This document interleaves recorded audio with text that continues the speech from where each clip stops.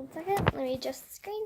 And hi guys, I'm back. I know it's really soon, but I wanted to finish the book because I found out that it's due tomorrow and I'm not sure if I can recheck it out to read it to you because I don't own the book yet, but I am planning on owning it. So hopefully I can read at least 2 chapters this time and post it and then read 2 more. So I'm gonna try to do this till 9 o'clock.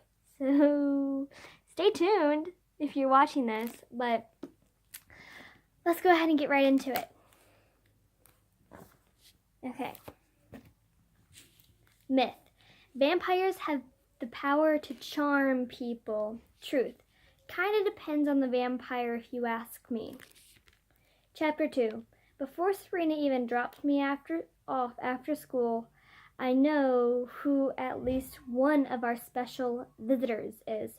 Uncle Maury's huge old Cadillac is out front, taking up like half the block, with a plain white Toyota right behind it. Looks like your Uncle Maury's here. Message me later? Sure, I mumbled and climbed out the car. I wave at her and wait until she's gone before turning to face the house. I just stand and stare at it, trying to get my feet to go in there to face the music or fangs, whatever. Uncle Maury is actually Great Uncle Maury.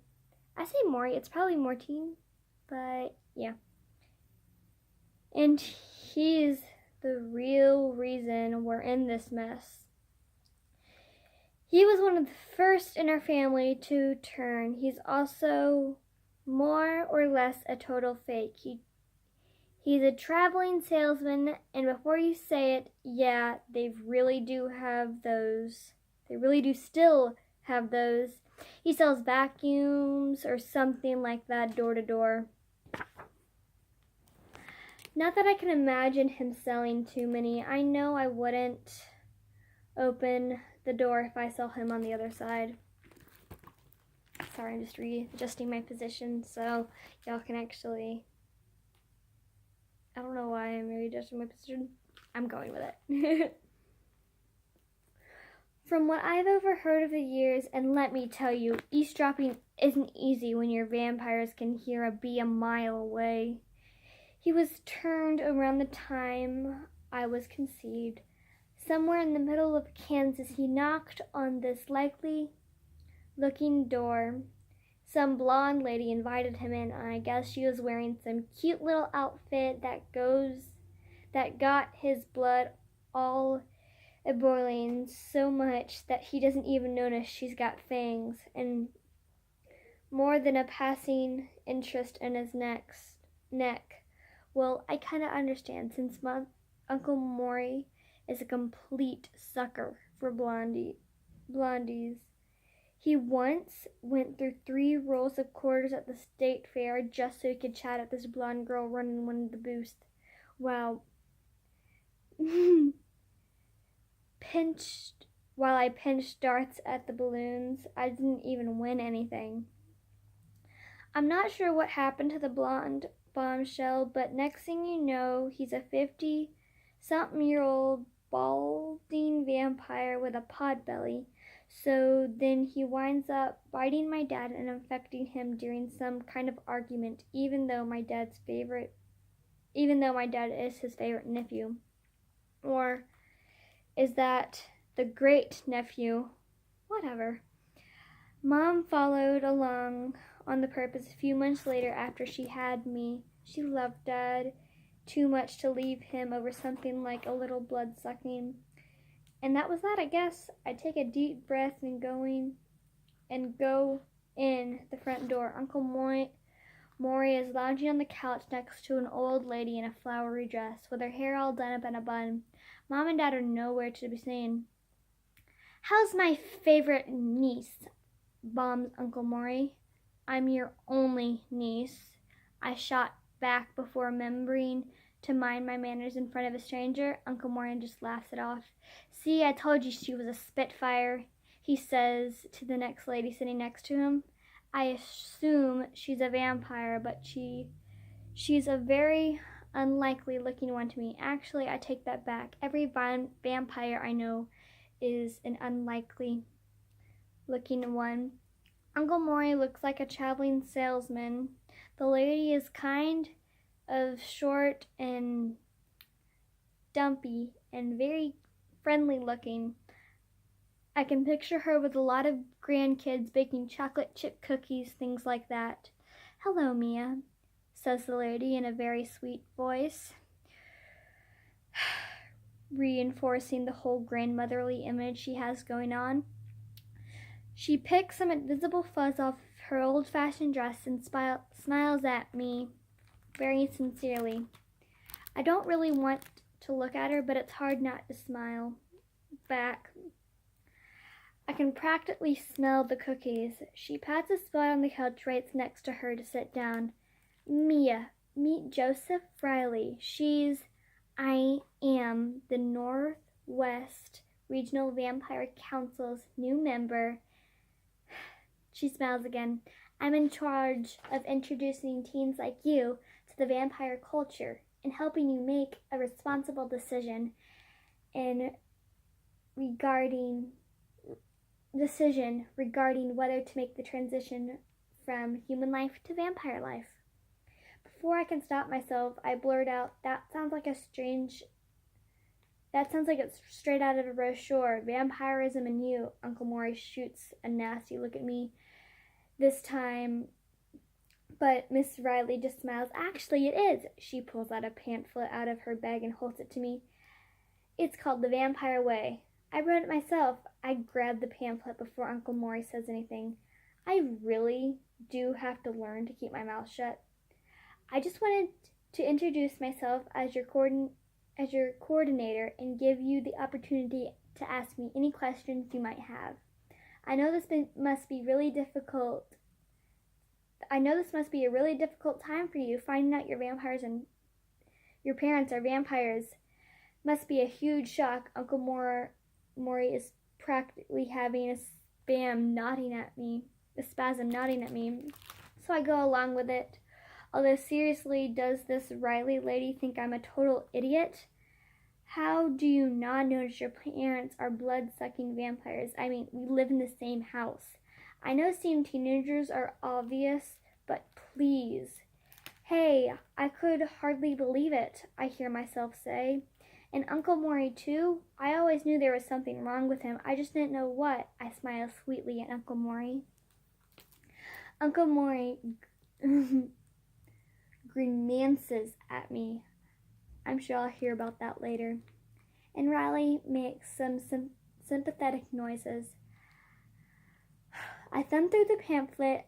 I have no desire to be some blood-sucking freak, but I can't deny that I've been curious about how it works. Mom and Dad don't really talk about the specifics too much, and Uncle Maury, well, let's just say that my parents don't like him to talk about anything important in front of me. He tends to let slip some more, shall we say, interesting details. Please. No. La la la la la. More timer. I don't know how to say that. Has kindly agreed.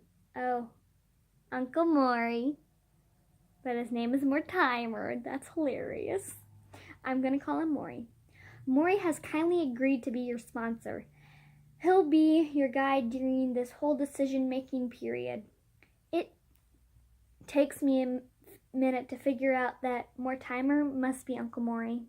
"Yep, kiddo," he says with a wicked gleam in his eyes that doesn't bow well for my dad's blood pressure.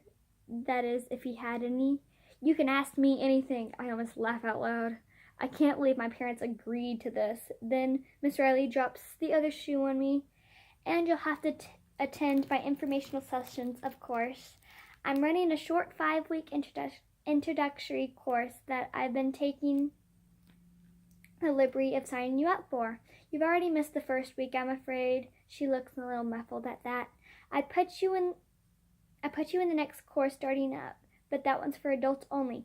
Given your unique circumstance and the recommendation of the council, I thought it'd be best for you to get started in classes right away. I have to attend classes like vampire lessons or something? Oh yes, she says, getting up and taking my hand in a firm grip. She looks deeply into my eyes. I'm sure you'll find them very enlightening.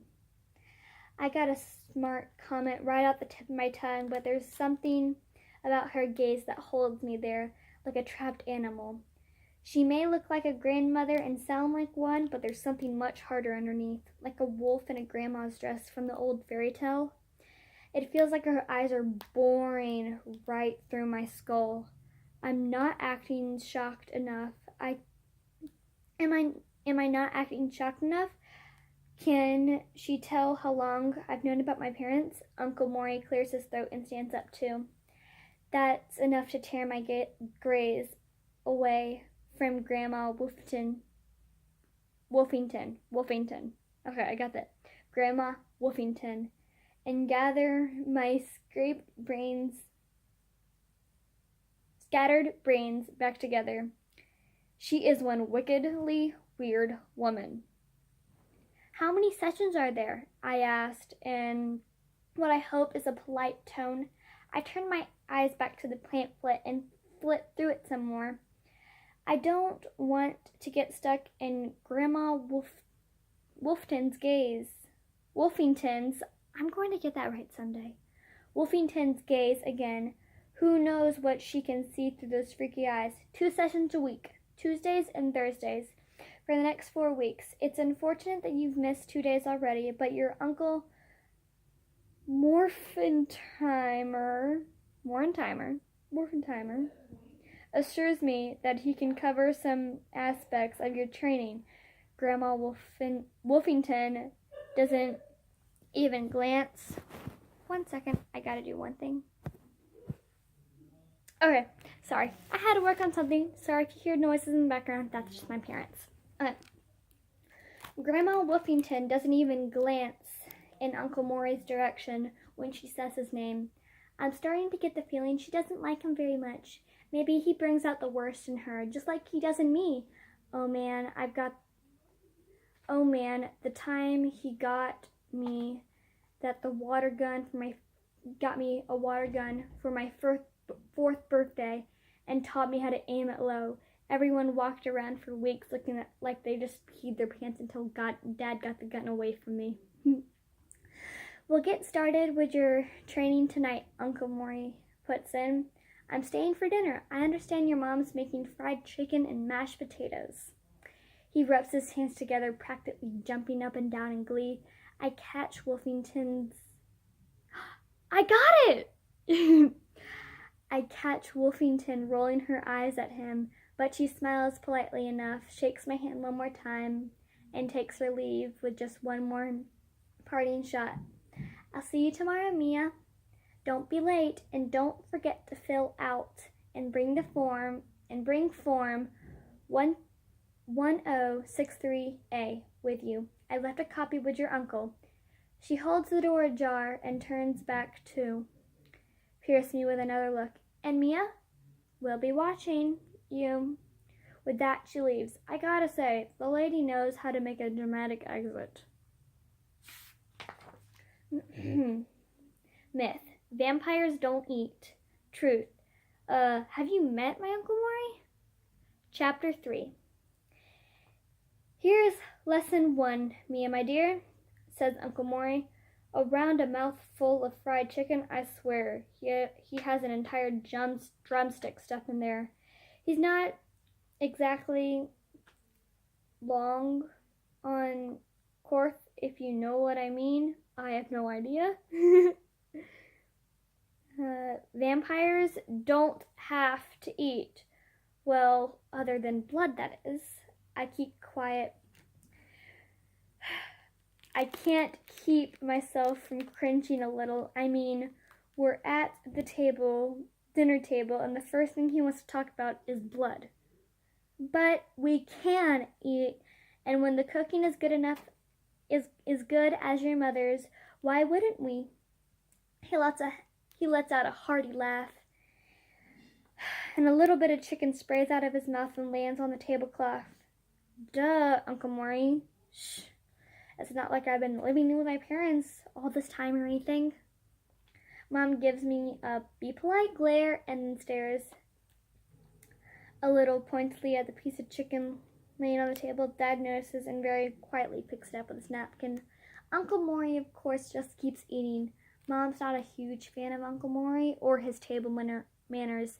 I really can't believe they agreed to let him sponsor me. In fact, why did they?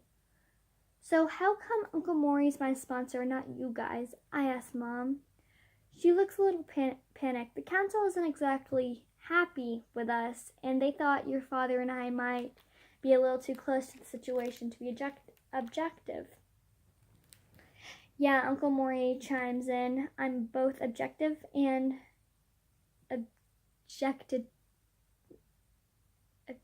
objectifiable. Yeah, that's right. He's still chewing on the chicken like there's no tomorrow. Mom just ignores him. This is a big deal, honey, and we want you to make the right choice for you. Don't let our feelings get in the way of things.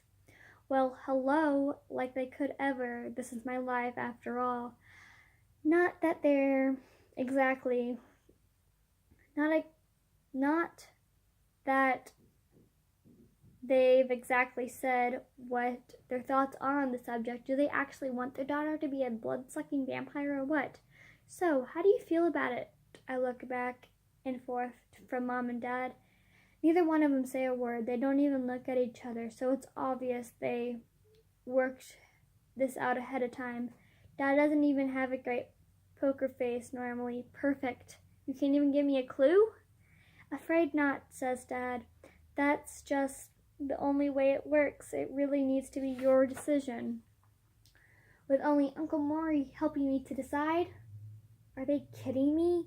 I might get the scoop on the best places to pick up a blonde vampire chick from him, or where you can buy the best rare burger in town. But I don't know that I want to have the biggest decision of life. I don't know if I want to have the biggest decision of my life hinged on stuff like that.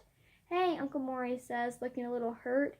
He uses his napkin to wipe bits of mashed potato off his face. I promise I'll be good, he says. I know this is a big decision for you, kiddo. Yeah, okay, I said. But I can't help but notice the worried look on Mom's face. I can't tell, though. Is she worried that Uncle Maury will talk me into it or out of it?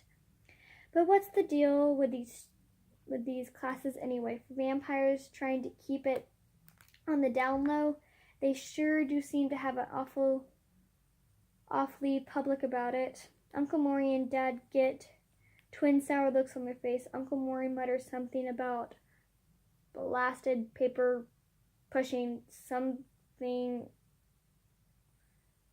or others. Mom passes some biscuits. I don't know. Why can't you guys just tell me everything I need to know? I mean, you're vampires. What are you going to tell me? What are they going to tell me that you couldn't? Mia, please, just try to keep an open mind, Dad sighs. The council has put this process in a place to where everyone has to go through it. We really need you to get through this, okay? He looks to Mom for some backup. They just want to make sure that anyone turning nowadays knows what they're getting into. They believe that a formal case setting helps to get the information across, she says diplomatically. Yeah, I'm sure that's why that probably came out of one of Wolfington's brochures. And it's just a month. That's not too long, right? And then it'll all be over. Maybe Dad was trying to make me feel better, but it also makes me put two and two together. Does that mean I actually have to make the decision in a month, in just 4 weeks? Dad looks at Mom again. He's definitely not batting 1,000 today. Yes, I'm afraid so. I'm sure the lesson will. Fine, I interrupted. I get up from the dinner table. I normally wouldn't be so rude, but isn't an exactly normal circumstance. Fine, I'll go to the stupid vampire classes for you guys and make the decision or whatever. But I don't tell them what I'm really thinking. I'll sit through the stupid class or whatever the council pushes me on, but I've got no plans to sprout fangs anytime soon. What's the point? I skip dessert and go to my room. I'm sure Uncle Maury will have no problem eating my share anyway. Why, it sucks to be me. It's a little second thing. It usually does that sometimes. Okay. Number 1, I have freaks for parents. Sure, yeah. Every teenager thinks their parents are freaks, I know, but mine are blood-sucking freaks. Not that they're bad freaks, but still. Number 2, as if high school wasn't bad enough, now I have to go to vampire classes with a bunch of weirdos who actually want to suck blood. Number 3, vampire classes are taught by some crazy grandmother with fangs. Number 4, and I'll bet we'll have some lame homework in these classes too, like practicing our blood-sucking techniques on fruit or, essays on why being a vampire would make us a better person. Yeah, right. Or writing profiles of famous vampires in history. Boring. Number 5, my regretted date, I'm not saying that word. My Uncle Maury is supposed to help guide me through all this. Is my Uncle Maury supposed to guide me through all this? I don't think so. Number 6. Then there's my completely inability to talk in complete sentences around cute boys, especially Nathan. He probably thinks I got a speech impairment or something, and what if they make us do something stupid in those vampire classes, like wear practice fangs or something? I'll never be able to open my mouth in public again. Number 7. I can't tell Serena, the one person who really understands me, about any of this. Well, she already knows about the boy issues. It's obvious. But I could really use someone to talk to about the whole vampire thing. Number 8, the absolute worst thing that it's so totally unfair that I have to make one of the biggest decisions in my life when I'm only 16, almost 17, but still, they don't even let you vote until you're 18.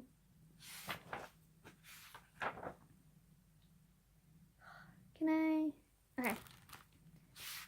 Wait 1 second. Alright. Myth. Vampires are so strong they could pick up buses. Truth. Yeah, but when was the last time you wished you could pick up a bus?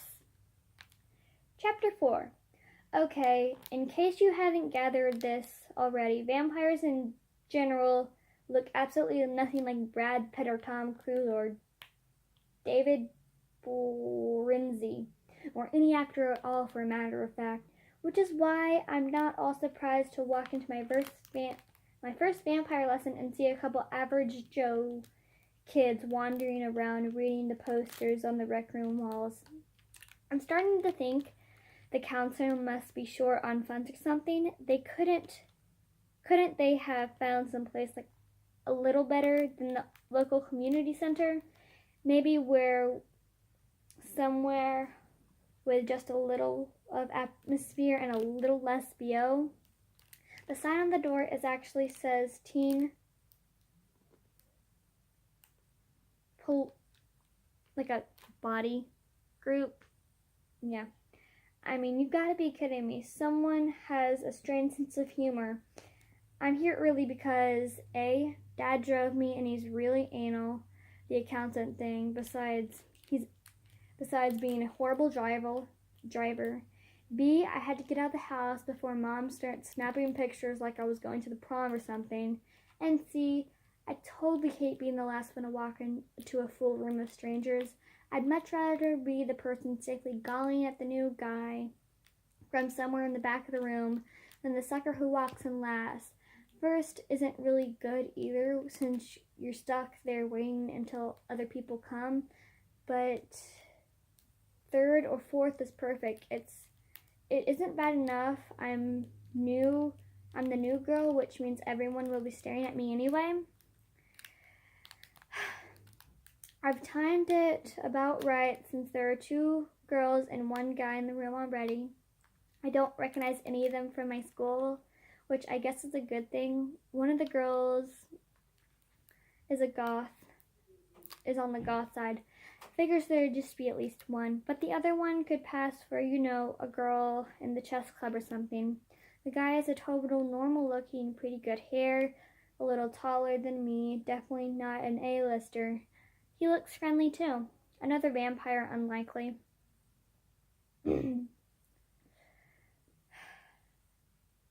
As I walk in as casually as I can towards the ring of chairs in the middle of the room. Great, it looks like I'm going to be one of those feel-goody types of class where we have to share. I don't make it halfway before Miss Chess Club scrambles over to me and grabs my hand. So much for being inconspicuous. Sorry, family. Okay, where was I? Hi, I'm Linda. She's pumping my hand up and down like she's trying out for the world's most annoying handshake. Hi, Linda.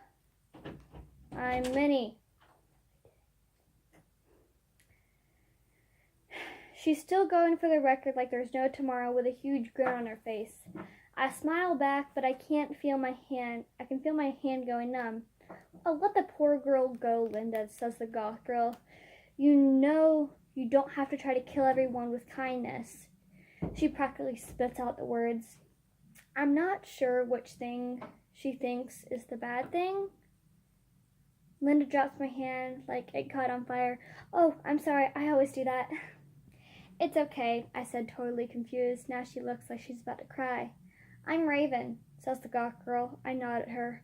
Of course she is. Aren't all goth girls named Raven except for Serena?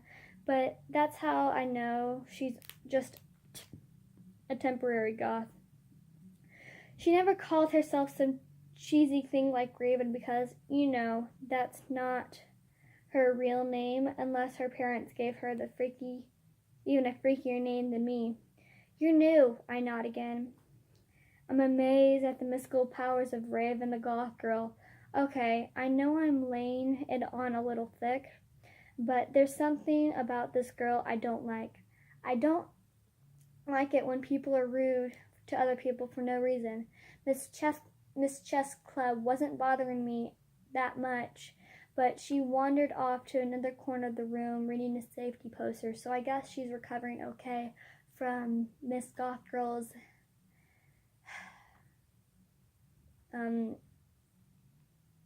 from Miss Goth Girl.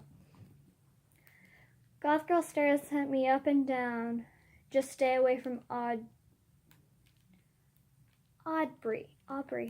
Just stay away from Aubrey and you'll be fine, she says and walks away. I have no clue who or what an Aubrey is. Yeah, that's Aubrey. But whoever or whatever Aubrey is, I'm determined not to stay away from him or her or it. Bossy goth girl really ticked me off. I take a seat as far as I can across from the goth girl. Sit as far away from the goth girl as I can. Linda, interesting enough, sits down right next to her. Figures, the black-hearted leading the weak, or quiet. Mr. Quiet sits somewhere in between, still not having said a single word or having even looked in my direction. As far as I can tell. Oh yeah, this will be a fun group. I'm bonding already. Miss Riley, aka Grandma Wolfington, comes in carrying a stack of visual aids. She nods and smiles at me, and everyone else putters around getting everything ready, exhausting even more grandmotherliness, but I know better. A few more people trickle in and taking seats. A girl wearing a cheerleading outfit, sits down next to me. Hey, she says with a big smile, you must be new. My name's Lori. I'm calling her Lori because I cannot pronounce her name. I go to West Haven, home of the Flying Eagles. How about you? I force myself to look away from her shiny white teeth. Cheerleaders aren't high up on my list usually, but she seems decent, especially compared to Goth Girl. Oh, I go to McAdam. I'm Mia.